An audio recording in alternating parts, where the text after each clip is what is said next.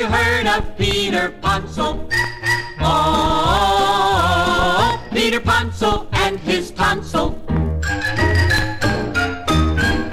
Hello, kids. My name is Pete. My whole name's Peter Ponsil, and I am here to talk about the story of my tonsil. I'm sure there's lots of girls and boys who want to know about the things that happen to a child whose tonsils must come out.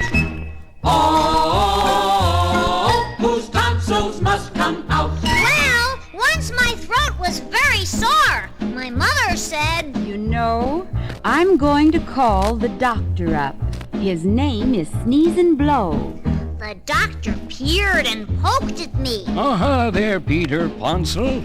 2 weeks from now, we'll make a date to take away that tonsil. I liked the doctor very much, so I was not afraid. And so I waited 2 more weeks and ate and slept and played.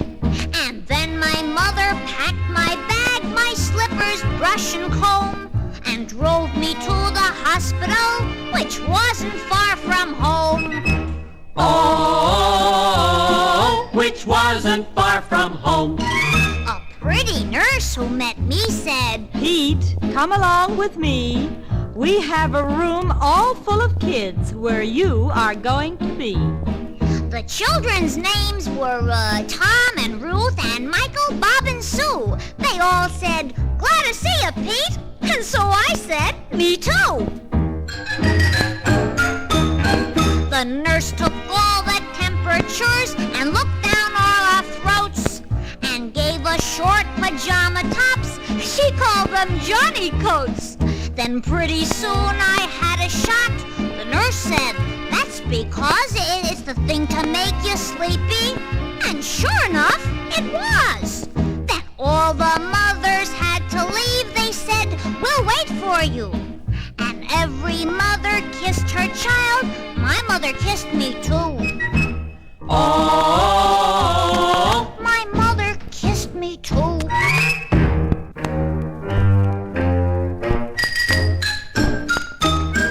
they brought a little cart on wheels and took Pete for a ride into a room with swinging doors. Pete was wheeled inside. The strangest smell was in that room, and everything looked bright. Some nurses and some men were there, and they were dressed in white. Oh, and they were dressed in white. And every person wore a mask. That was a big surprise. But I found Dr. Sneeze and Blow. I knew him by his eyes. Now, Pete, we have a mask for you. Breathe deep, do as I say. And pretty soon I fell asleep. Oh, what a funny day! A short time later, I woke up. The nurse called Mrs. Ponsil. My mother came and said to me, They've taken out your tonsil. That's why you feel a little sick. That's why your throat is sore. And that is why you'll never have a tonsil anymore. Oh, no tonsil anymore. My throat was really very sore. So sore I couldn't eat potatoes, cake, or bread with jam or any kind of meat.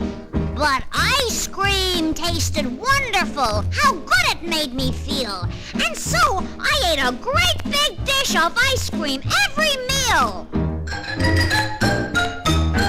The other children all were there. We slept the whole night through. The next day, Tom and Ruth went home, and Michael, Bob, and Sue. So Mother packed my bag again, my slippers, brush, and comb. The pretty nurse said, So long, Pete, and then we drove back home. Oh, and then they drove back home. Now almost any other child is just like Peter Ponsil, 'cause that is all that happens when they take away your tonsil.